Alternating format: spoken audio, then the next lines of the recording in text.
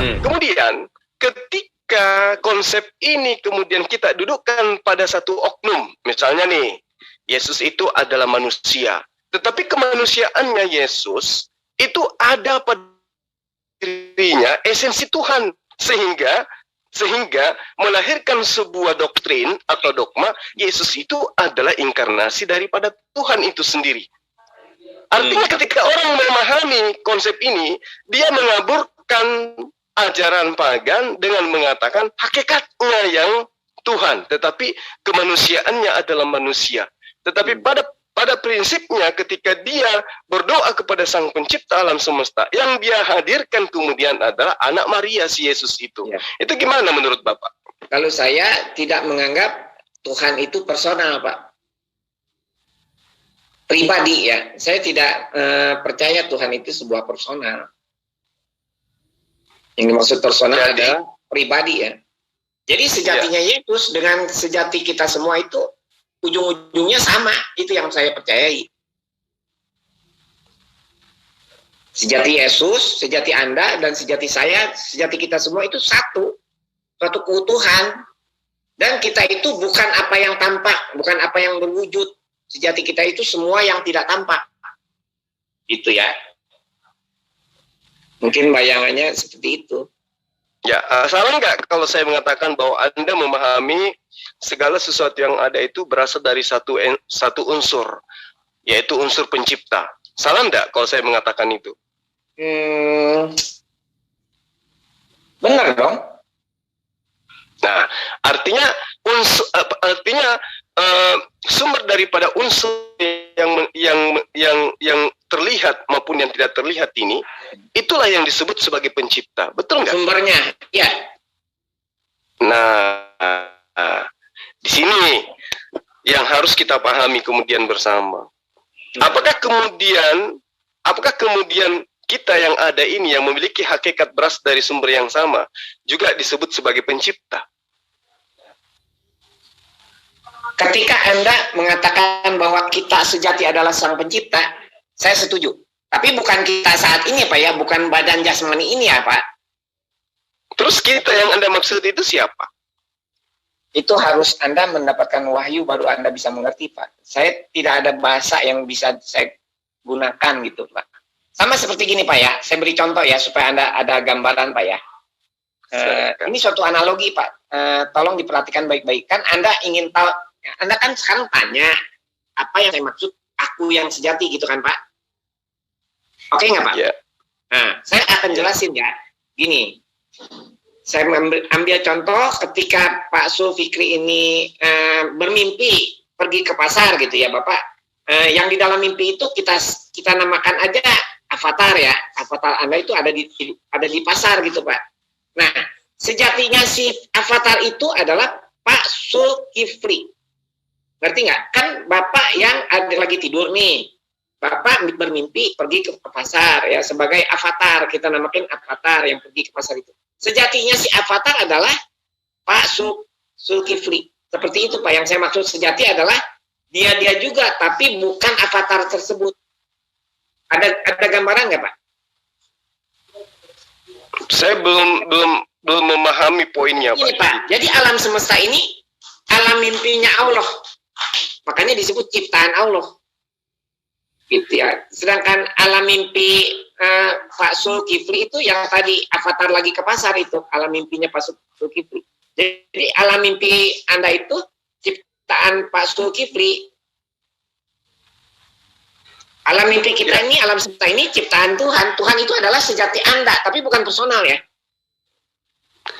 Bukan personal Anda, Tuhan itu. Saya menggunakan sejati Anda. Baik, berarti di sini Anda bisa memahami akan adanya ciptaan dan pencipta. Ya. Sama ketika saya mengatakan gini, saya adalah tukang lemari, saya adalah tukang kayu.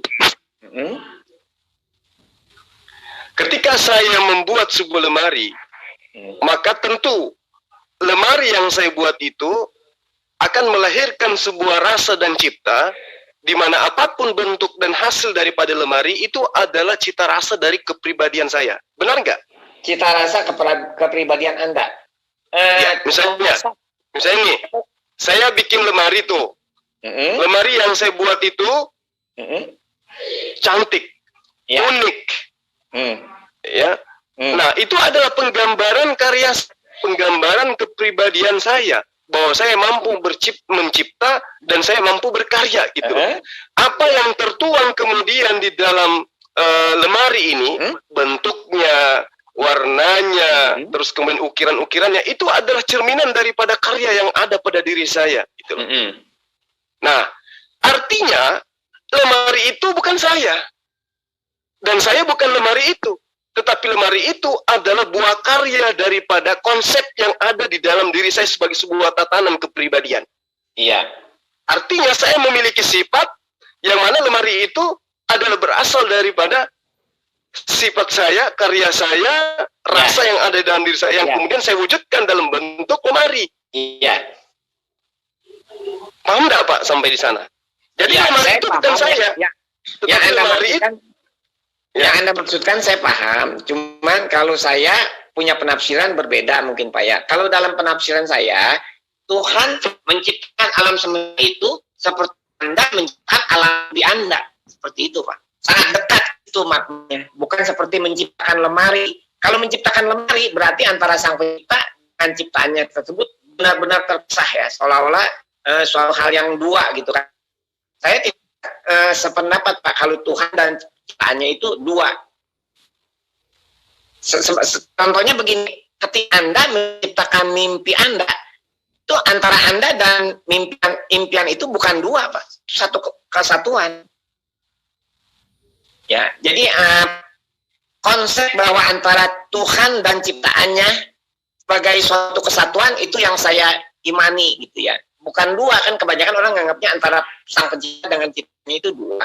Saya enggak seperti itu. Tapi dasar, mohon maaf Pak, tapi dasar pijakan Bapak itu tanpa dalil. Hanya dalil akal sendiri kan? Bukan Pak. Saya ada dalilnya. Nah gini Pak, saya ada dalilnya dari 8 sumber dan yang terakhir itu pengalaman langsung saya sendiri Pak.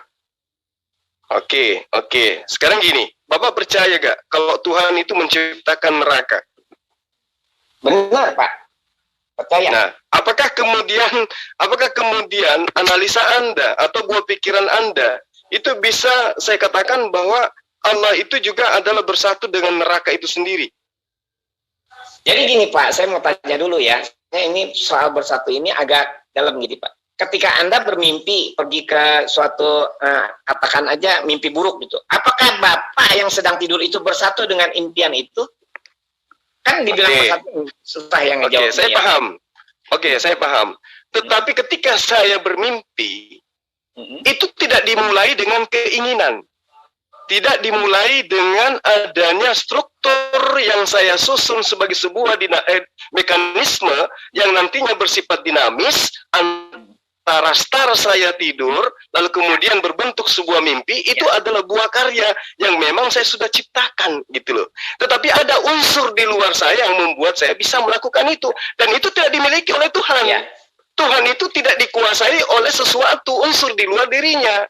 Berbeda ketika saya bermimpi, mimpi itu adalah buah karya yang memang sudah natural, otodidak dia adanya, karena itu adalah merupakan satu sifat yang dikaryakan dari sang pencipta. Sama ketika saya membuat lemari tadi.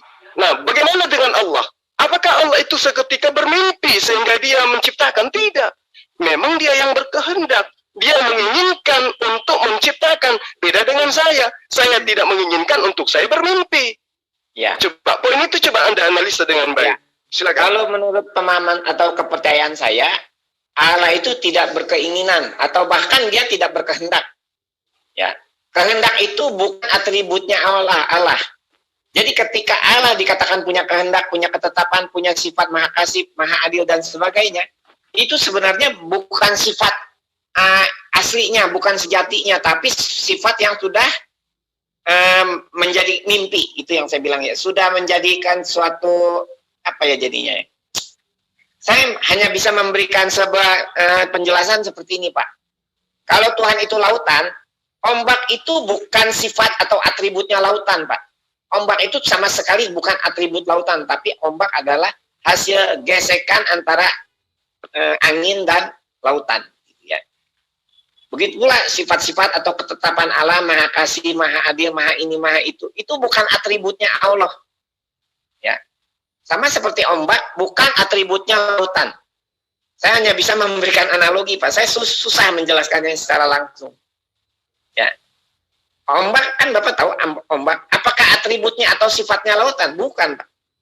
Makanya saya nggak percaya kalau ada Allah itu punya sifat ini dan itu. Saya nggak percaya. Bukan sifat, bukan atributnya yang mutlak gitu. Saya nggak bilang itu nggak ada ya, Pak ya. Ombak itu ada, tapi bukan sejatinya lautan gitu loh. Ketetapan Allah, sifat-sifat Allah itu semua ada, tapi bukan atribut Allah yang mutlak gitu. Baik, sekarang gini, alam semesta ini punya proses nggak Pak menurut Bapak? Kalau diukur dari sudut manusia punya proses, tapi kalau diukur dari sudut Allah itu tidak ada. Alam semesta ini bahkan tidak ada, Pak. Saya menyatakan kalau diukur dari sudut manusia, alam semesta ini nyata. Tapi kalau diukur dari sudut sejati kita atau yang saya sebut Tuhan, alam semesta ini tidak ada, Pak.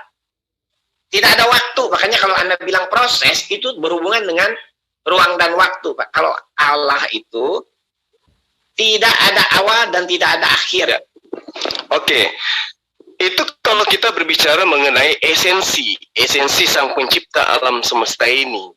Ya. Tapi dua hal yang saling berkaitan ini kita tidak bisa lepas dari itu, Pak. Antara pencipta dengan ciptaan. Nah, ketika sang pencipta ini menciptakan sesuatu yang merupakan karya dia sendiri, maka tentu dia menginginkan ciptaannya itu berjalan sesuai dengan apa yang diharapkan. Kan gitu. Contoh nih analogi, sama seperti Bapak memberikan saya analogi. Pesawat itu, Pak, ketika dia sudah start dari bandara, ya, kalau dia bukan dijalankan oleh pilot atau yang ahli di dalam mengendarai pesawat dengan perangkat-perangkatnya itu, maka pesawat itu pasti kita akan mengakui pesawat itu akan hancur gitu loh. Betul ya? Berarti ada kekuatan yang mengendalikan. Ada pesawat, ada pilotnya, ada kondisi. Nah, itulah Tuhan dengan ciptaannya. Jadi, kalau Anda mengatakan alam semesta ini tidak ada, itu nggak bisa. Yang tidak ada itu ketika Anda ingin mendudukkan Tuhan itu nusul menjadi makhluk, itu baru tidak ada. Tetapi kalau sang pencipta itu mutlak adanya ada, alam semesta ini juga ada. Kecuali kalau Anda mungkin sudah salah persepsi, Pak. Alam semesta ini ada jika diukur dari sudut ciptaan atau manusia. Alam semesta ini tidak ada kalau diukur dari Tuhan atau sejati kita semua. Itu loh, Pak. Dari mana Anda mengambil analisa itu? Sementara Tuhan sendiri sudah memberikan aturan-aturan kepada sesuatu yang ada. Dia yang mengadakan, gitu loh. Dia yang menciptakan. Adanya ciptaan, maka disebut adanya pencipta. Terus? Kan gitu, Pak. Adanya lemari karena ada yang menciptakan, gitu loh. Anda kan itu mengukur dari sudut manusia, bukan mengukur dari sudut sang pencipta. Benar, Pak? Benar. Jadi begini. Andai saja kita ini tidak ada, maka kita pun akan boleh menganalisa secara akal bahwa Tuhan itu tidak ada. Kenapa? Karena esensi kita ini tidak ada yang memikirkan tentang adanya Tuhan. Kenapa? Karena kita ini tidak ada, kan gitu. Nah, sekarang kita ada, Pak. Memang konsep Tuhan tidak ada, Pak. Sekarang kita ada. Sekarang kita ada. Berarti menciptakan kita itu harus mau tidak mau kita akui dia ada, kan gitu. Nah, kita sebagai ciptaan juga ada. Memang ada. Nah, terus yang Anda katakan tadi yang tidak ada apanya? Saya ulangi, Pak, ya, supaya lebih jelas ya. Ini direkam nggak, Pak? Direkam. Nah, jadi kalau diukur dari sudut pikiran manusia, dari sudut manusia, alam semesta ini ada. Tapi kalau diukur dari sudut sang pencipta, alam semesta ini tidak ada. Saya kasih analogi gini, Pak. Ketika seseorang itu masuk di dalam suatu mimpi, Kan alam mimpi itu ada, Pak. Tapi ketika Anda bangun, ya alam mimpi itu lenyap, Pak. Seperti itu, Pak. Jadi maksudnya Anda ingin menggambarkan Tuhan itu dengan ciptaannya, dengan keadaan manusia yang dalam keadaan mimpi gitu. Betul, Pak. Itu analogi yang pas. Jadi adanya alam semesta dan fenomena yang terkait dengan itu Tuhan sang pencipta alam sedang bermimpi. Kalau diukur dari sudut manusia, saya jawab iya. Lalu bagaimana Anda bisa mengatakan kalau diukur dari Tuhan sementara Anda bukan Tuhan? Makanya saya jawab, Pak, ya. Jati sebuah manusia adalah Tuhan, Pak. Tuhan itu bukan personal, ya, saya ulangi ya. Jangan menganggap Tuhan itu sebuah personal, salah satu pribadi adalah Tuhan. Bukan, Pak. Ya. Saya udah bilang, antara aku dan sejatiku itu jangan disamakan. Ya, suatu hari Anda akan mendapatkan wahyu dari Tuhan. Ya, ketika saat itu terjadi, Anda akan tahu tentang hal-hal yang saya nyatakan gitu, Pak. Nah, sekarang kalau itu prinsipnya Bapak, sekarang saya tanya, coba Anda tunjukkan pada diri Anda yang mana diri Anda itu sesungguhnya.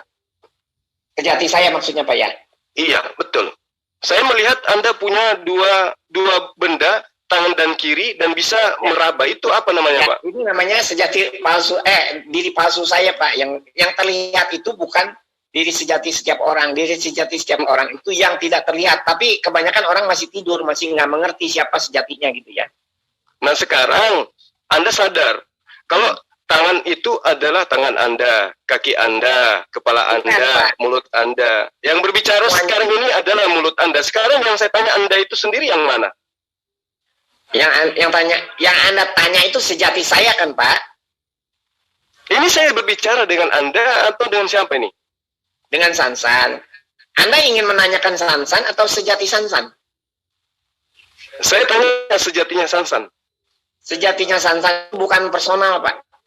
Saya tanya itu. Saya ingin tahu sejatinya Sansan itu apa? Sejati Sansan tidak dapat dijelaskan sebagai apa adanya dia, Pak. Dia hanya dapat disebut. Ya, ini gini loh, makanya saya bilang ya. Gini contohnya, Pak, ya. Saya hanya bisa menjelaskan, Bapak kan ternyata apa alasannya gitu kan. Saya hanya memberi suatu penjelasan dengan secara tidak langsung. Nggak mungkin bisa langsung, Pak. Contohnya gini, Pak. Karena Bapak belum mendapatkan wahyu dari Tuhan, Bapak tidak akan mengerti. Saya hanya memberikan sebuah gambaran begini, Pak. Anggap aja Bapak ada di dalam mimpi, ya, di dalam mimpi. Dan saya atau kita bertemu di dalam mimpinya Bapak. Terus karena Bapak seumur umur belum pernah terbangun, maka Bapak tidak tahu apa yang disebut bangun. Yang disebut bangun itu sejati Anda sendiri. Tapi kebetulan misalnya Anda tidak pernah bangun ya, maka Anda tanya, apa sih sejati Sansan? Nah, saya nggak bisa menjawab bahwa sejati Sansan itu bangun. Anda nggak akan mengerti karena Anda belum pernah mengalaminya, Pak. Oke, sekarang gini, Pak. Sebelum Anda masuk pada konsep tatanan prinsip dalam memahami iman Anda saat sekarang, apakah pernah Anda mendalami kitab Anda, gospel maksud saya, gospel atau Bible? Mendalami, ya relatif, ya, Pak. Mendalami. Oke. Pernah tidak Anda ada di posisi di mana Anda mengimani Yesus itu adalah inkarnasi daripada Sang Pencipta alam semesta? Atau mungkin Anda masih mengimani hal itu? Saya menganggap sosok Yesus itu bukan Tuhan, sejatinya yang Tuhan. Dulu, sebelum mencapai stasiun itu, Yesus sebelum mencapai wahyu itu, saya menganggap Yesus itu Tuhan, Pak. Oke.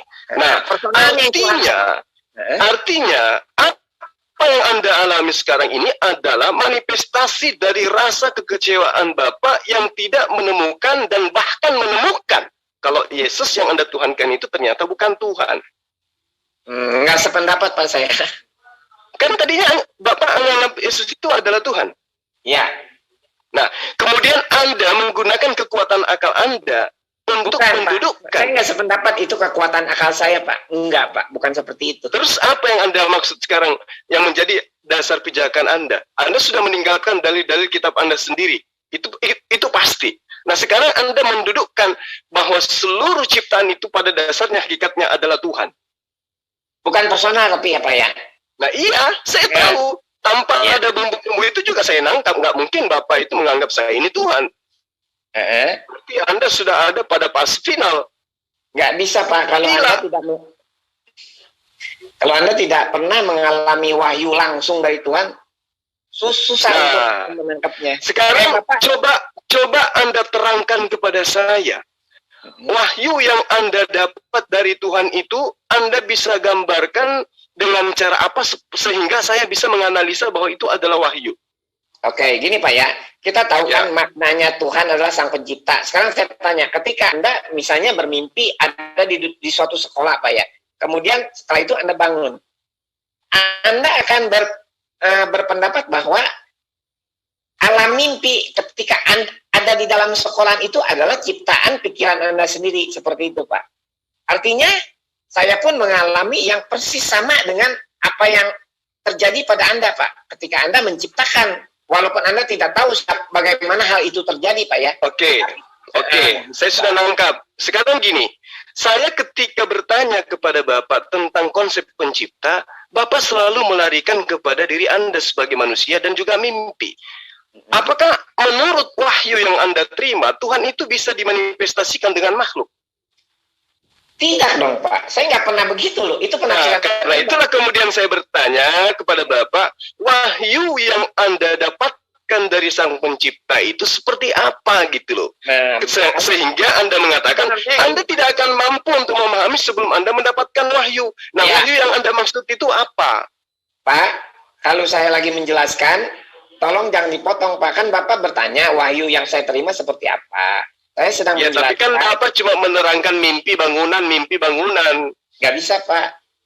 Saya sedang menjelaskan. Sekarang Oke, silakan Bapak menjelaskan wahyu yang Anda terima itu seperti apa. Jangan memberikan contoh, tapi wahyu yang langsung Anda terima itu kayak mana? Nggak bisa dijelaskan kalau bukan dengan contoh.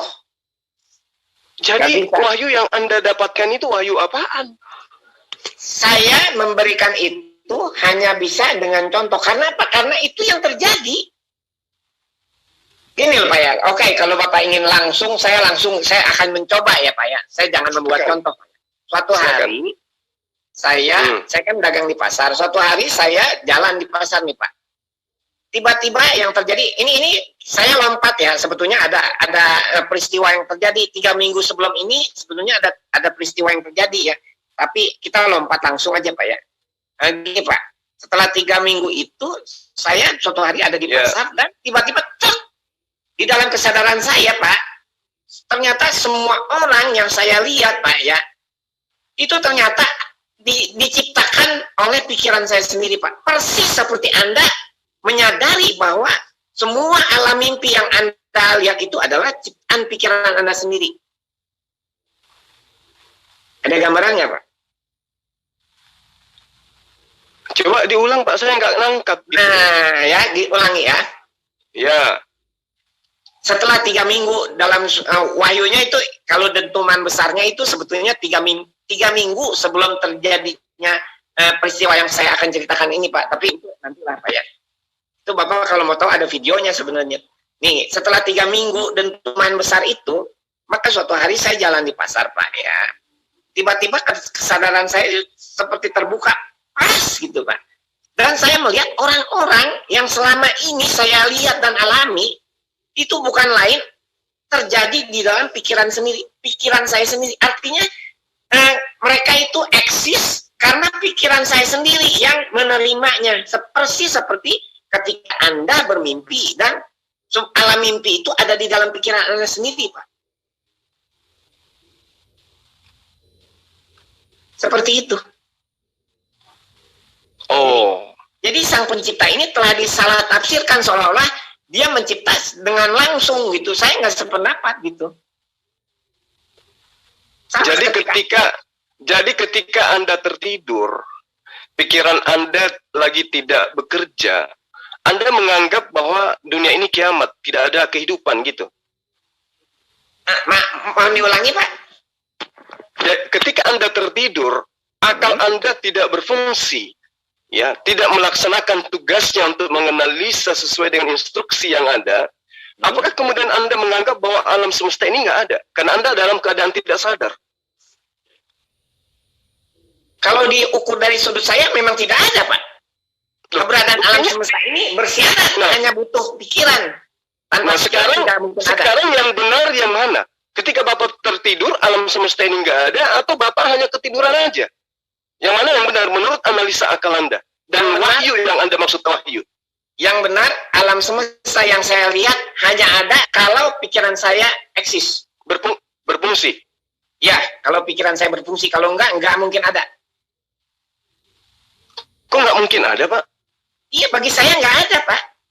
Oh, bagi Bapak. Tapi fakta fenomena yang ada tetap ada. Nah, ya, sekarang...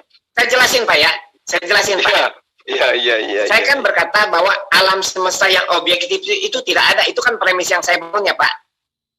Iya. Benar nggak, Pak? Nah, kan Bapak menganggap alam semesta yang objektif ini ada kan, Pak? Tanpa kehadiran manusia, kan? Betul. Nah, emang ini pembuktiannya agak pelik, Pak. Saya selalu menggambarkan seperti matahari tidak bisa minta konfirmasi pada matahari lainnya untuk membuktikan bahwa cahaya bulan yang dilihatnya itu nyata. Sebab cahaya bulan itu selalu tidak nyata karena dilihat oleh matahari. Matahari itu menyinari bulan. Setiap matahari akan berkata, oh dia ada walaupun matahari yang satu pergi. Tolong lihat ya, bulan itu memang eksis apa enggak nih, saya mau tidur, saya mau pergi, Pak. Jadi matahari yang lainnya atau bintang bergantian melihat, oh ada kok cahaya bulan itu memang eksis kok. Oke. Masing-masing melihat ada. Baik. Gitu loh. Baik, saya paham. Sekarang saya ingin tanya pada Bapak, tolong dijawab dengan jujur. Ketika Bapak punya utang, ini kan fenomena, Pak, ya? Ya. Fenomena, Pak, ya? Dalam kehidupan nyata gitu loh, supaya Bapak jangan hanya memberikan sebuah contoh-contoh tapi bertentangan dengan fakta yang ada. Ya. Bapak berutang 1 juta atau 2 juta pada orang lain. Ya. Ketika Bapak tertidur, apakah utang Bapak itu hilang? Ya, pada saat tertidur utang saya hilang. Oh, gini Pak. Tolong tolong dengarkan baik-baik, Pak, ya. Iya. Ketika Anda cerita begitu, Pak, ya. Atau enggak gini, Pak? Jangan buru-buru kalau jawab keceplak nanti itu. Sebenarnya, ya, sejak dulu, sekarang, dan selama-lamanya, alam semesta ini tidak ada, Pak. Alam semesta hanya ada di dalam imajinasi pikiran saja. Nah, itu pertanyaannya jelas, Pak Sansan. Dijawab. Sekarang saya tanya, jelas. Anda berutang sama tetangga. Ya. Begitu Anda tertidur, utang Anda lenyap, dan ketika Anda terbangun, utang Anda hilang. Betul? Saya jawab, Pak, ya. Silakan. Memang itu pertanyaan yang harus dijawab. Hutang itu sebenarnya tidak ada, Pak. Hutang itu hanya ada di dalam imajinasi pikiran saja. Jadi kalau misalnya Anda tidak membayarnya, nggak apa-apa? Oh, gini Pak, saya jelasin, Pak, ya. Dengerin baik-baik, Pak, ya. Kita ini ada di dalam dimensi ilusi, Pak. Setiap elemen, setiap unsur yang ada di dimensi ilusi ini adalah nyata kalau diukur dari dimensi ilusi itu sendiri. Paham nggak, Pak? Saya paham. Kalau berbicara mengenai ilusi, paham saya. Iya, jadi ketika Anda bilang saya berhutang, itu tuh Anda mengukur dari sudut ilusi. Ya, sekarang ketika Anda berutang, lalu kemudian otak Anda itu tidak berfungsi, artinya taruhlah Anda tertidur. Nah, apakah utang Anda yang nyata Anda berutang itu hilang gitu loh? Kalau diukur dari orang yang tidur itu memang hilang, Pak. Jadi ketika Anda terbangun, utang Anda lunas. Hutang itu tetap tidak lunas, Pak. Kan saya udah bilang kalau Berarti ada. Sebentar, Pak.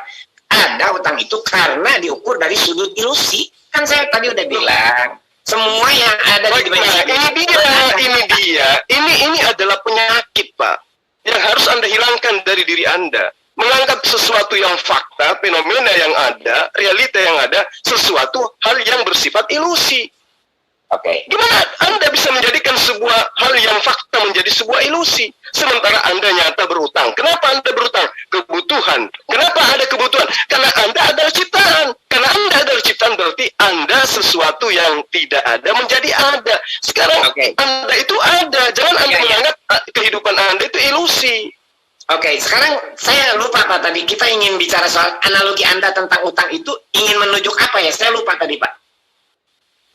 Saya hanya ingin menyadarkan kepada Anda bahwa Anda itu ada, tanggung jawab Anda sebagai ciptaan Tuhan itu ada, kemudian kehidupan ini ada, dan apapun yang Anda imani sekarang akan dimintai pertanggungjawaban dari Sang Pencipta yang telah menciptakan Anda.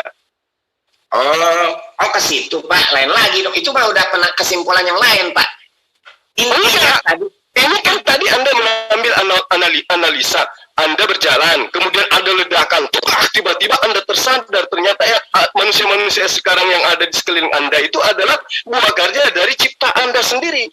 Iya, benar. Nah, faktanya Anda dituntut untuk mengikuti pola struktur kehidupan yang nyata, yang begitu kompleks diciptakan oleh Tuhan. Anda mengaku bahwa itu tidak ada, tetapi orang lain menganggap itu ada. Anda boleh mengatakan itu ilusi, utang saya itu ilusi, tapi yang punya uang yang Anda pinjam itu menganggap itu adalah fakta adanya. Nyata, saya bilang itu nyata. Nah, terus saya udah bilang Pak ya, setiap kan hanya ada dua unsur Pak Eko Sansan, kan hanya ada dua unsur Pak, pencipta dan ciptaan. Ya, ciptaan ketika dia diciptakan, dia eksis, apatah lagi manusia. Manusia ketika dia ciptakan, dia kekal, Pak. Ya. Manusia ketika dia terlahir, tercipta menjadi manusia, dia kekal. Dan kematian hanya sekali. Kekalnya manusia akan kembali ke hadirat Tuhan dengan mempertanggungjawab apa yang pernah dia lakukan ketika dia ada di atas muka bumi. Ketika dia baik, maka diupah dengan kebaikan. Ketika dia buruk, maka diupah dengan keburukan. Nah sekarang, jalan yang Anda tempuh, hidup di dalam angan-angan, menganggap bahwa sesuatu yang ada di depan mata semuanya itu adalah ilusi, menurut pandangan manusia. Tapi tidak seperti itu. Tuhan memberikan kita utusan, memberikan kita kitab suci, untuk supaya kita itu mampu menelaah bahwa ini loh yang benar, ini yang salah. Bukan kekuatan akal yang kemudian kita jadikan sebagai acuan pembenaran. Memang diakui di dalam Al-Quran misalnya, wa nahnu qrabu ilaihi minkum walakin la tubsirun. Itu umat Islam akui itu, bahwa Tuhan lebih dekat kepadanya daripada kamu, tapi kamu tidak melihat gitu loh. Nah, fenomena ini adanya akal dan sinyal dari Tuhan tentang dalil-dalil yang kemudian menjadi kalam, pernyataan dia, tuntunan dia kepada kita yang diberi akal. Itu mewajibkan manusia hidup dengan kekuatan akalnya dalam bimbingan kitab suci. Ya. Kan gitu Pak. Jangan kemudian ketika Anda sudah diperhadapkan dengan kitab suci Anda, yang menurut akal Anda tidak sesuai dengan fitrah manusia, kemanusiaan Anda, lalu kemudian Anda lari kepada suatu konsep pemahaman yang mungkin bisa saya katakan, Bapak sedang berfilsafat. Bapak sedang memahami ilmu kalam yang begitu sempit sehingga Anda menganalisa sesuatu itu hanya sebuah ilusi gitu loh. Memang di dalam kajian-kajian Islam Pak ada yang dikatakan ilmu tasawuf. Ketika orang salah gerak di dalam ilmu tasawuf itu bisa sesat. Begitupun ilmu kalam. Ketika cara berpikir sampai ke akar-akarnya tidak ada filter, tidak dikelilingi oleh sinkronisasi dengan kitab suci. Karena itulah kemudian Sang Pencipta alam semesta tidak menciptakan begitu saja, tapi kita diciptakan sesuai dengan zaman, dengan aturan-aturan mainnya Tuhan. Tidak boleh manusia berlaku sesuai dengan keinginannya, tapi manusia harus berlaku sesuai dengan keinginan Sang Pencipta. Itu yang benar Pak. Jadi ilusi yang Anda bangun kemudian, sampai-sampai Anda terkagetkan ketika saya tanya, apakah Anda berutang, kemudian tertidur, tidak ada mimpi, bangun, utang Anda lunas? Anda mengatakan tidak, dari segi ukuran manusia. Loh, kita ini cuma diukur dua, pencipta dan ciptaan. Kan kita cipta, kita harus berlaku sebagai pencipta. Jangan bermimpi untuk menjadi pencipta. Sekiranya seperti itu. Iya Pak. Ini mungkin ada video Bapak. Kan Bapak nggak percaya ya kita hidup di dalam ilusi ya. ini bagus nih kalau barangkali boleh coba dilihat dulu cara dibaginya gimana ya. Nggak perlu Pak Samsa, nggak perlu kita nggak perlu. Cukup dengan diskusi dengan Pak Zulkifli aja. Ya, itu dipertajam aja Pak gitu. Gini loh Pak, saya tambahkan sedikit Pak. Bagaimana kemudian kekuatan berpikir itu kalau kita menggunakan secara positif, maka justru akan melahirkan sebuah insan atau manusia yang justru menyadari keberadaannya sebagai ciptaan, sebagai hamba yang akan sujud kepada perintah Tuhan. Contoh, ribuan tahun yang lalu, bagaimana mungkin sebuah tatanan sebuah perintah dari Tuhan di dalam Islam. Misalnya ini, saya ambil Islam karena saya seorang Muslim. Orang-orang yang beriman diwajibkan berangkat dari ujung bumi ke ujung bumi untuk melakukan sebuah prosesi ibadah. Kalau pemahaman itu kemudian diambil sebagai satu sentralisasi dari sebuah penjabaran perintah Tuhan, kita hidup pada abad ke-6 misalnya, kita akan menertawakan dalil-dalil itu, Pak. Bagaimana mungkin orang yang ada di Indonesia sana, kalau misalnya saya ada di Arab nih, ada perintah untuk melakukan haji. Saya oke saja. Kalau cuman beberapa jaraknya untuk saya berjalan kaki atau mengendarai onta. Tapi bagaimana dengan belahan bumi yang ada di sebelah sana? Akal manusia pada masa itu tidak bisa melahirkan sebuah objek, di mana objek-objek itu akan menjadi sebuah wadah yang dimanfaatkan untuk melakukan sebuah pergerakan secepat yang ada sekarang, yaitu berupa pesawat, yang mana akal pada saat itu sudah sempurna. Tapi kekuatan berpikir ini di dalam ilmu filsafat belum sampai pada masa itu. Bagaimana kemudian hukum Islam, perintah wajibnya ibadah haji, itu bisa digalakkan pada masa itu, pada masa abad ke-6.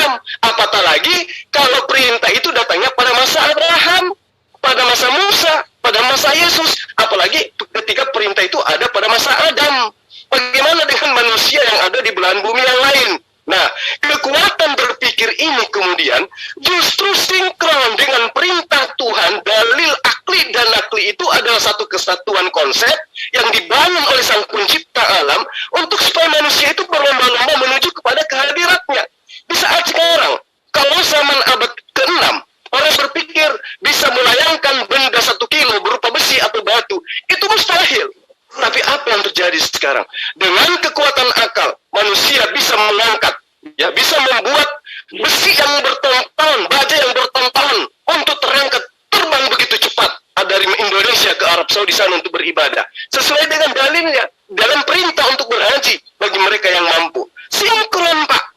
Jadi kekuatan akal itu bukan menjauhkan manusia dari Tuhan, tapi kekuatan akal itu justru mendekatkan manusia kepada Tuhan. Jika kita menyadari bahwa perintah Allah itu jelas hanya nahrabu ilaihi minkum walakinatu bersirun. Lain cerita kalau Bapak sudah jenuh karena tidak menemukan kebenaran di kitab Anda. Sampai sekarang Anda bebas berpikir sesuai dengan kemampuan berpikir Anda.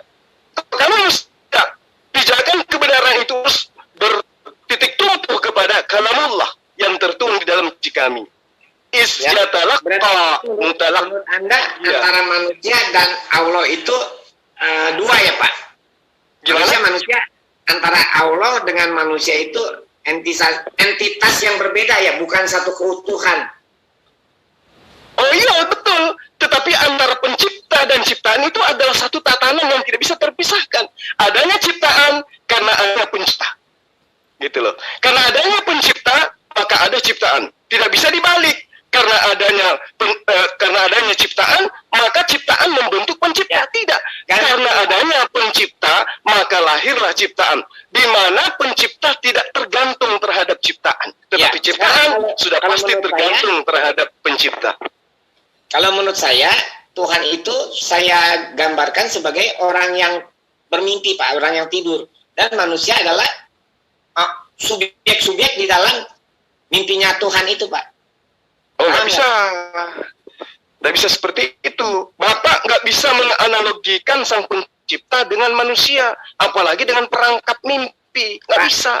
Saya tidak malah analogikan manusia dengan Tuhan, lupa. Itu penafsiran Anda, lupa. Loh, tadi Bapak mengatakan apa barusan? Gini loh Pak ya, Tuhan itu analogikan manusia lagi tidur, dan manusia adalah subjek-subjek di dalam orang yang lagi tidur itu, yang sebagai pencipta. Itu adalah dia yang lagi tidur, ngerti ya Pak? Bukan manusia yang dianalogikan sebagai Tuhan, Pak. Nah, itu akan dihantam lagi dengan dalil kitab suci yang mengatakan Tuhan itu tidak tidur. Nah, kemudian Anda memaksakan manusia yang tidur itu seakan-akan analisa Anda seperti Tuhan ketika dia menciptakan. Nah, saya jelasin Pak ya, gini loh Pak ya. Ketika diukur dari sudut manusia, saya akan menyatakan bahwa Tuhan itu tidur, Pak. Tapi kalau diukur dari sudut sang pencipta atau sejati kita semua, tidak ada tidur, tidak ada waktu. Kalau namanya tidur itu pasti ada bangun kan, Pak? Pasti akan terikat pada ruang waktu. Tidak seperti itu, Pak. Ngerti nggak? Ketika saya bilang bahwa Tuhan itu, Anda harus mengerti bahwa sebuah pernyataan itu ketika diukur dari sudut pandang yang berbeda akan menjadi berbeda, jangan disamakan loh ya. Ngerti nggak? Tuhan itu memang tidak tidur kalau diukur dari sudut pandang sejati kita atau dia sendiri gitu ya. Tapi kalau diukur dari sudut manusia, kita ini ada di dalam mimpinya. Alam semesta ini alam mimpinya Tuhan. Bagaimana Anda mengatakan bahwa alam semesta ini adalah alam mimpinya Tuhan? Itu pengalaman langsung kan, tadi saya udah ceritain Pak. Pengalaman langsung, bukan kata siapa. Pengalaman langsung artinya Anda melihat Tuhan bermimpi atau kayak mana ini ceritanya? Saya jelasin Pak ya. Tolong dengarkan baik-baik. Ketika diukur dari sudut manusia ya, Tuhan itu memang bermimpi. Tapi kalau diukur dari sejati saya atau Tuhan atau sejati kalian, Tuhan itu tidak ada mimpi, tidak ada alam mimpi, tidak ada alam semesta Pak. Yang ada hanya dia saja. Yang esa. Dia tidak digambarkan sebagai ini itu. Terbalik ya. Dia tidak dapat dikatakan sebagai sesuatu. Dia hanya dapat dijelaskan sebagai bukan ini dan bukan itu. Ada gambarannya. Karena setiap penjelasan itu hakikatnya menjauhi dia. Itu ketika kita berpikir hakikatnya kita menjauhi dia, sama seperti ketika Bapak bermimpi hakikat Bapak menjauhi bangun Pak. Oke, saya sudah paham, saya sudah nangkap konsep Bapak. Sekarang saya ingin tanya kembali kepada masalah pribadi nih. Bapak selama ini agamanya apa sebenarnya? Tadi kan saya udah masuk sinkretisme, cuman kalau sembahyang saya meditasi Pak. Berarti Anda bukan Kristen? Kristen kan pengikut Yesus. Saya kan menganggap Yesus juga Tuhan, Pak. Jadi silakan Anda tafsirkan sendiri deh. Berarti Anda menyembah Yesus? Tapi saya nggak ke gereja. Dulu udah sering ke gereja. Berarti Bapak menganggap Yesus itu pencipta? Sejati dia. Kalau sosok Yesus bukan sang pencipta. Sejati dia. Terus kenapa Anda menganggap dia itu sebagai Tuhan? Sejati dia loh ya, bukan sosok dia yang Tuhan loh Pak. Tetapi sejatinya dia. Ya. Nah, sekarang saya tanya, sejatinya Zulkifli itu Tuhan? Apa Pak? Sejatinya saya Zulkifli itu Tuhan juga? Iya, tapi bukan Anda loh ya. Iya, berarti saya bagi Anda adalah Tuhan. Tuh kan, Anda menyamakan Anda dengan sejati Anda Pak. Tunggu dulu, Yesus bagi Anda apa Tuhan? Sosok Yesus bukan Tuhan, sejati Yesus yang adalah Tuhan. Tuhan itu bukan personal. Oke, sekarang saya tanya, ketika saya sebagai Zulkifli, apakah saya adalah sebagai Zulkifli, tapi sejati saya ada Tuhan? Betul. Nah, berarti dalam Anda beribadah, Anda menganggap bahwa semua makhluk itu adalah Tuhan itu sendiri. Tadi saya udah bilang, makhluk bukan Tuhan. Tuhan itu bukan apa yang terlihat loh Pak. Ngerti nggak? Bukan apa yang terlihat mata loh Pak. Tuhan itu baik. Pak. Oke, saya tolong dipahamkan loh Pak. Saya bingung dengan Bapak ini. Tolong saya dipahamkan, perbedaan saya dengan Yesus apa? Jasmaninya jelas beda, Pak. Namanya juga beda. Sejatinya sama. Perbedaannya saya itu apa gitu loh, Pak? Bapak kan ngomongin sosok ya, jasmani ya. Jasmani ya beda, Pak. Jelas beda lah, wajah manusia nggak ada yang sama, Pak. Orang kembar aja pasti ada Loh, gimana ceritanya Anda bisa membedakan saya dengan Yesus, sementara sejati saya sama? Itu hanya bisa kalau Anda mendapatkan wahyu Tuhan, Pak. Nggak bisa, Pak. Wahyu lagi. Wahyu Anda jadikan alasan. Karena Anda mengatakan saya dengan Yesus berbeda. Berbeda dari segi sosok. Oke? Sejati saya sama. Sejati saya sama. Ya. Kan gitu ya, Pak ya? Jadi Anda kan tidak, menurut Anda itu irasional kan, Pak? Benar, Enggak, Pak?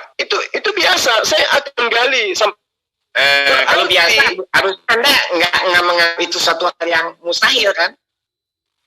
ya, kalau sejatinya ciptaan itu memang sumbernya dari Allah, dari Sang Pencipta. Itu biasa. Sekarang saya ingin mengukur pemahaman Anda tentang pribadi Yesus sendiri. Apa perbedaannya pribadi Yesus dengan saya? Kalau Anda mengatakan sejatinya adalah sama, berarti sejati saya sama Yesus juga sama. Berarti secara fana saya dan Yesus juga sama. Enggak ada perbedaan kan?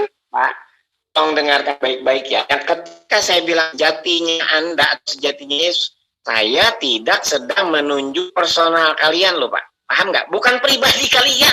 Tuhan itu tidak memiliki pribadi, tidak memiliki personalitas. Oke, kalau gitu apa yang Anda maksud dengan sejatinya Yesus? Itu harus dialami. Nah, saya kasih contoh, Pak ya. Sebenarnya kita balik lagi, Pak. Saya kan ingin menjelaskan pada Anda apa sih yang dimaksud sejati Yesus atau sejati Anda. Tolong dengarkan. Silakan. Ya, ketika Anda tidur dan bermimpi pergi ke gunung misalnya. Tidur lagi, Pak. Nah, Pak, tolong dengarkan baik-baik.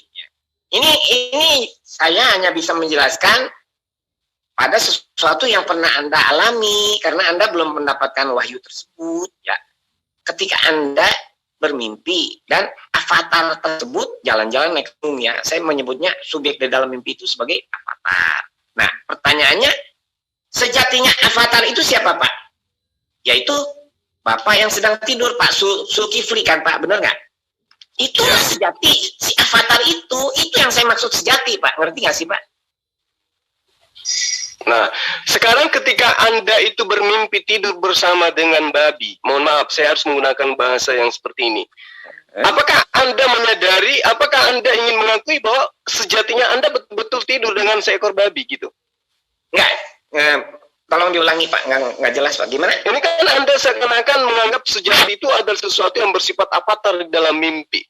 Enggak, Pak, itu salah, Pak. Salah besar. Tolong diulangi, Pak ya. Terus saya ulangi. Apa yang maksudnya sejatinya itu adalah saya? Sekarang gini. Coba tanya, avatar apa sih, Pak? Ya, Bapak harus menjawabnya. Avatar itu apa? Apakah avatar itu sama dengan Teopani atau apa? Menurut Anda itu apa gitu? Berarti selama ini saya ngomong, saya menjelaskan, Bapak nggak ngerti dong ya. Saya jelasin sekali lagi, Pak ya. Silakan. Ketika Pak Zulkifli ini tidur, ya, kemudian subjek di dalam mimpi itu yang saya namakan avatar, jalan-jalan di suatu gunung, Pak ya. Ngerti nggak yang dimaksud avatar ini sekarang, Pak? Gimana? Sesuatu yang ada digambarkan secara fiksi di dalam tidur, yang Anda maksud avatar. Salah ya? Subjek di dalam mimpi kita namakan avatar. Udah jelas belum, Pak? Pak Samsan, perjelas saja, Pak. Perjelas saja, ada usah pakai avatar. Gini, Pak. Sebentar, Pak. Saya bisa tangkap pernyataannya Pak Samsan ya. Mungkin Pak Samsan mau mengatakan bahwa Zulkifli yang tidur itu secara fisik, kemudian yang berjalan-jalan itu adalah secara roh. Bilang aja seperti itu. Berarti rohnya si Zulkifli yang... Saya nggak ngomongin roh, Pak. Saya ngomongin avatar. Oke, itu avatar kan bayang-bayang daripada Zulkifli. Tolong jangan disimpulkan sebagai bayang-bayang, Pak ya. Definisikan avatar itu apa gitu loh. Tadi saya udah memberikan definisinya, tapi Anda tidak mendengar, Pak. Saya ulangi lagi, Pak ya. Avatar adalah ya, subjek yang di dalam mimpi, Pak. Itu definisinya. iya, saya tahu itu adalah sebuah penggambaran dimensi dari objek kita sendiri. Itu yang Anda maksudkan, bukan? Iya. Nah, sekarang pertanyaan saya, ketika Bapak mimpi onani, apakah Bapak betul-betul yang onani? Coba dijawab. Ya bukan, kenapa? Nah, itu dia makanya. Itu dia apa maksudnya? Nah, makanya kalau Anda mengatakan ternyata ketika saya mendengarkan letupan yang dahsyat, no, itu kan Bapak sedang bermimpi. Sementara dunia mimpi Anda itu bukan sebuah kenyataan. Sebentar Pak ya. Gini loh ya. Kan saya udah bilang, avatar adalah subjek di dalam mimpi. Pertanyaan, kita kan tadi sedang bertanya tentang sejati, Pak. Ingat nggak? Pergumulan kita tadi sedang membahas apa sih yang dimaksud sejati Yesus, gitu kan? Saya jelasin. Ya. Nah, ini sejati avatar adalah Pak Zulkifli. Udah jelas ngerti nggak di sininya Bapak? Di sini dulu Bapak ngerti nggak yang dimaksud sejati itu? Ya, Bapak lah yang jelaskan. Kan Anda mengatakan kalau di gini Pak ya. Kalau di tadi sini Bapak ada, mengatakan sejatinya Zulkifli dengan Yesus itu sama. Sama kan? Sejatinya Zulkifli dan dengan Yesus itu sama kan menurut Bapak? sama. Terus? Iya kan? Terus? Nah, yang sama itu sejati itu apa menurut Bapak di situ? Lah, saya sedang menjelaskan, Bapak potong terus, Bapak nggak berusaha menangkap, tapi nih ulangi ya, saya ulangi Pak ya, tolong. Bapak kan nanya sejatinya itu apa? Saya jelasin Pak ya. Saya urut dulu, Pak. Saya urut dulu supaya Bapak bisa menjelaskan dengan seksama biar saya paham. Saya nanya, apa perbedaan saya dengan Yesus? Ya, jawaban Bapak tadi sosok atau sejati, Pak? Nah, itu dia. Coba Anda terangkan, sosoknya berbeda, sejatinya sama. Nah, sejatinya itu apa gitu loh. Bapak harus mau mendengar. Nah, Bapak ketika ingin menjelaskan sejati yang Anda maksud itu, Bapak langsung lari kepada mimpi. Iya kan? Ya, gini Pak, dengerin baik-baik Pak ya. Nah, silakan jangan bawa-bawa mimpi, Pak. Ya. Sejatinya saya dan Yesus itu yang Anda katakan sama itu apa? Dengerin Pak. Ya, ketika Sansan pernah mengalami sesuatu yang belum Anda alami, maka ketika saya ingin menjelaskan pengalaman tersebut, saya harus menggunakan bahasa yang dapat dimengerti oleh Anda. Dan bahasa yang dapat dimengerti oleh kalian adalah sesuatu yang pernah dialami oleh kalian. Benar apa salah? Belum kena, karena sesuatu yang saya tidak alami bisa di luar pengetahuan. Tolong Pak ya, Bapak jawab aja benar atau salah dulu Pak ya. Ketika saya ingin menjelaskan, kalau saya udah Pak, saya nggak mau ngejelasin Pak kalau Anda nggak salah. Contohnya gini. Nah, Pak. Sekarang kalau saya balik kepada Anda, kalau saya menjelaskan sesuatu yang tidak pernah Anda lihat, tidak pernah Anda alami, tapi Anda bisa mengiyakan itu adalah benar, apakah nggak bisa terjadi seperti itu? Apakah harus Anda saksikan secara indera mata, panca indera sampai Anda mengatakan iya?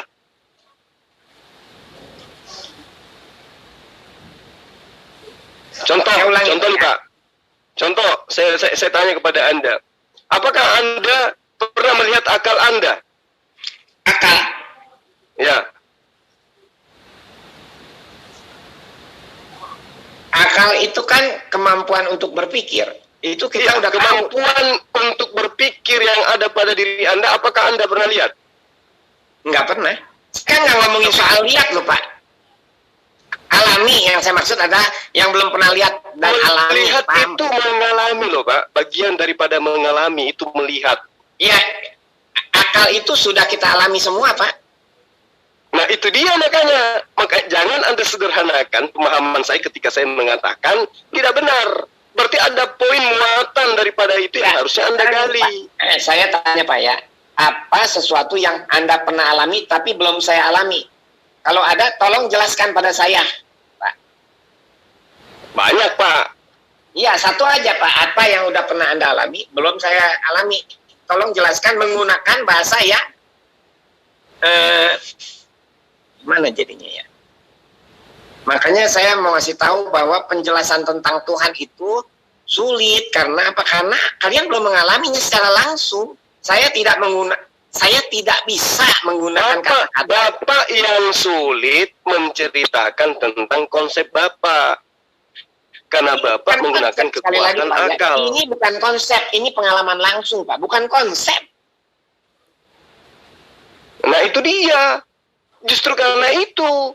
Itu dia, sekarang ketika Anda mengatakan bahwa konsep yang Anda terima itu adalah wahyu, lalu kemudian orang lain pengalaman, bukan konsep. Kalau konsep itu buah pikiran, namanya konsep, Pak. Oke, saya ngalah. Sekarang tolong Anda jelaskan sejatinya Yesus itu apa? Oke. Kalau Anda serius, Anda mau mendengarkan, Pak, ya saya hanya bisa menggunakan analogi. Tidak ada cara lain selain itu, Pak. Jangan bawa mimpi lagi loh, Pak. Manusia mimpi. Nggak usah bawa itu. Yang lain, saya tanya tentang sejati. Sejatinya Yesus itu apa? Enggak, saya nggak akan mampu menjelaskan itu, Pak. Ya, saya nyerah, Pak. Saya nggak bisa menjelaskan apa itu sejati. Anda tidak mungkin mengerti, Pak. Loh, saya yang tidak mungkin mengerti atau Bapak yang nggak mampu untuk menjelaskan? Saya tidak mampu menjelaskan bila tanpa analogi. Karena itu sesuatu yang belum kalian alami, gitu loh. Nggak mungkin.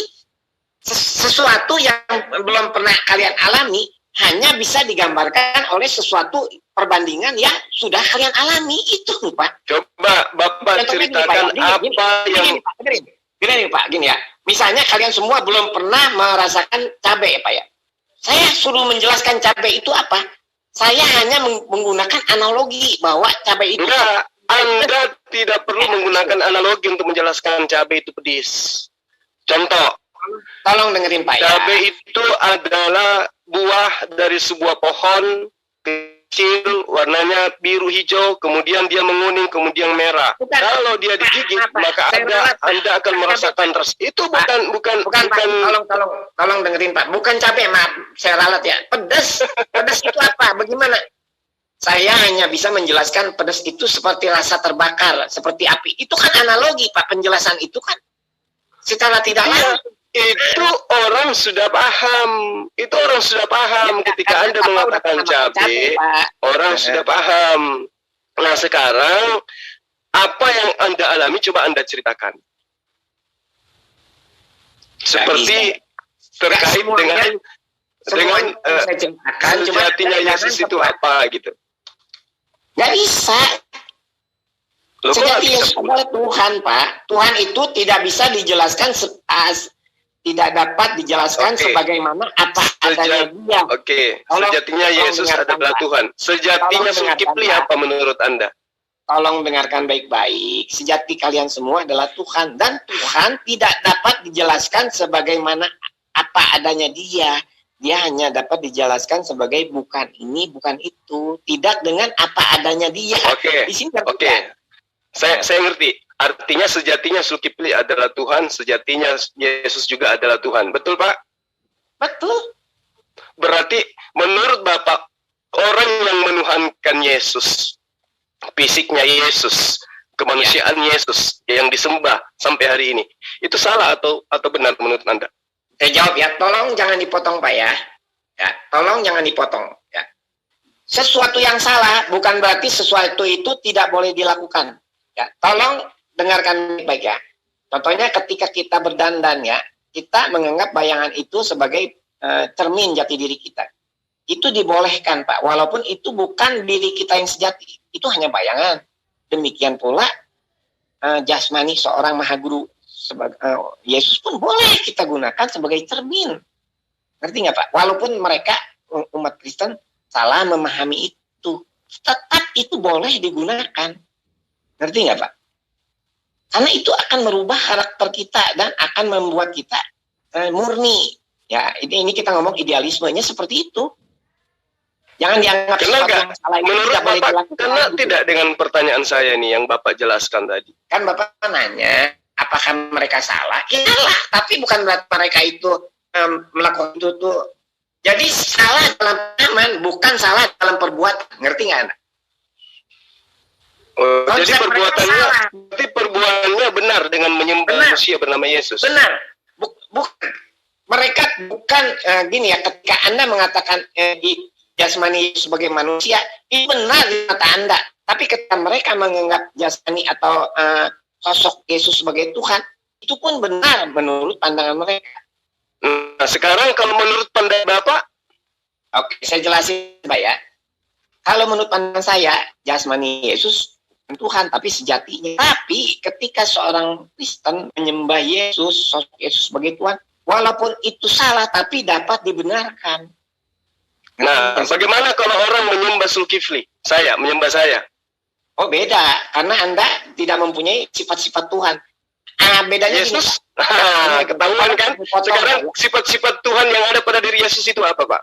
Tolong jangan dipotong, Pak ya. Itu makanya saya katakan tadi, konsep yang Bapak bawakan ini adalah konsep ketidakberdayaan Anda menemukan sisi ketuhanan pada diri Yesus. Dari tadi sebenarnya saya mau ketawa terhadap Bapak ini. Anda menemukan Yesus itu bukan Tuhan, tetapi Anda kupur terhadap Tuhan yang sesungguhnya, sehingga Anda mengakal-akali. Sekarang ketika Anda mengatakan tidak salah orang menyembah Yesus, karena pada diri Yesus ada sifat-sifat Tuhan. Tunjuk satu sifat Tuhan yang ada pada diri Yesus. Silakan. Jadi nggak usah malu-malu, Pak. Nggak usah muter-muter, ujung-ujungnya Yesus Tuhan juga jadinya rupanya. Sekarang Anda tunjukkan pada saya, sifat ketuhanan Yesus yang ada pada diri Yesus yang adalah manusia itu apa? Silakan. Maha adil, maha pengasih, maha pengampun, maha bijak. Itu sifat-sifat Tuhan yang ada pada diri Yesus. Karena dia coba Anda tunjukkan di mana. Anda saya minta satu dalil di mana Yesus pernah mengampuni dosa manusia.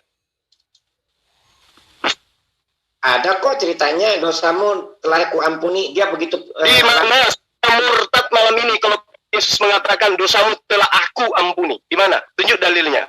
Pak Sulkifli, tolong beri saya nomor handphonenya, ntar saya kirim Pak. Soalnya saya nggak hafal aja. Ya usah. Berhadapan dengan orang yang lebih paham gospel daripada Anda. Tunjuk dalil di mana ada Yesus mengatakan dosamu telah aku Yesus ampuni. Ada seorang pelacur, tolong dengerin. Ada seorang pelacur yang ingin dirajam sama orang-orang. Kemudian Yahudi. Yesus ditanya, Pak, menurut Anda orang wanita ini dirajam atau dilepaskan? Yesus bilang gini, hanya orang pertama yang boleh melemparkan batu adalah yang tidak pernah berdosa seumur hidup. Ya, dan Yesus tidak melemparinya karena Yesus pun banyak dosa. Mau saya tunjukkan dosa-dosa Yesus? Nah, ya udah, saya mohon pamit dulu Pak ya, kayaknya diskusinya ketahuan Pak, nyembah Yesus nggak usah pakai model-model kayak gituan. Pak, ya. Kalian semua adalah aku. Ya. Perkenalkan, saya Zulkifli. Anda nggak bisa nyamar-nyamar kayak gitu, Pak Samsang. Ya, terima kasih. Oke, thank you. Ya, terima kasih. Demikianlah perdebatan yang sengit, akhirnya jungkel salah satunya. Mau sembunyi pakai topeng, tahuan juga ujungnya. Kamu ini raja tega, Mas Yul. Kejar terus. Sampai nggak bisa bernafas di dua saja. Dia bertopeng kepada 4 agama. Ya Kristen, ya Hindu, ya Buddha. Ujung-ujungnya pagan. Nah, yang menarik tadi kan awalnya kan bahwa itu tidak mengenal sifat-sifat Tuhan kan. Tapi ujung-ujungnya kan muncul dia kan. Begitu kata Yesus ada sifat Tuhan. Kan ada bin ajaib. Ya. Dari awal saya sudah tahu ini orang sudah keok menemukan Tuhannya tidak memiliki sifat ketuhanan. Nah, akhirnya bocor dia, itu dikatakan otaknya bocor halus. Dia cuma pintar memutar-mutar kata aja. Ya, wahyu yang dia maksud itu adalah Roh Kudus. Itu ada ketahuan. Ini konsep-konsep kayak gini serigala berbulu domba. Makanya tadi kan waktu saya bilang Roh kan langsung dia patahkan kan, dia potongkan, dia tidak mau lari ke situ kan. Iya, manusia mimpi. Kalau konsep semua ini arahnya asli dari Tuhan, semua Islam, justru Islam paham itu. Dalil-dalil saya sudah bacakan dalilnya. Tapi kalau saya tidak, itu waktu diambil analogi listrik itu sebenarnya gampang sekali dikatakan. Kalau seumpamanya di ujungnya itu mati, apa masih bisa dibakar listrik? Tidak ada mesinnya. Ya nggak? Iya kan? Keselamatan listrik. Pernah beberapa kali masuk di sub kita ini, selalu dianalogkan listrik. Cuma kan dikerumuni jadi sadar. Saya cuma tanya aja. Kayak ini loh, iya, listrik. Siti Jenar itu larinya. Iya, masih bisa kan dikatakan listrik kalau mesinnya di sana tidak ada. Iya, namanya orang halus kan begitu. Ketemu dengan orang yang suka berdebat udah selesai dia. Nanti kalau datang lagi Pak Samsam, bisa kita bilang Samsam Malaysia kabel ya. Atau manusia mimpi. Yang penting ilusi. Katanya kalau punya utang itu hanya ilusi. Giliran terbangun ada penagih kabur. Tapi yang menarik itu, Dinda. Yang menarik tadi Onani sebenarnya itu. Saya mau contoh sebenarnya tadi itu. Kan kadang kita kan bermimpi itu, dalam keadaan mimpi kan Onani benar-benar keluar kan? Iya. Ya kan? Artinya kan biasa kita. Ya, jadi tadi itu pertanyaannya kan dia bilang itu hanya sekedar apa ya tadi, bahwa buah pikiran ya. Tapi kalau kau bermimpi atau bersetubuh dalam mimpi itu kemudian betul-betul kau orgasme dan keluar benar, apakah sudah masuk dengan itu? Itu kan nyata. Ini Bang Jul, Mas Jul ya. Hitung ini kebongkar cuma membutuhkan waktu satu jaman lah ini. Udah terjungkal pas 1 jam ini. Ini kan ada timernya nih, saya live kan ada timernya, 1 jam sudah terjungkal. Orang mana itu orang? Saya sudah curiga, ini orang-orang putus asa ini menemukan Yesus bukan Tuhan. Mutar-mutar, ayo kita tamasya, ujung-ujungnya saya arahkan ke sana. Apa perbedaannya saya dengan Yesus? Hakikatnya sama.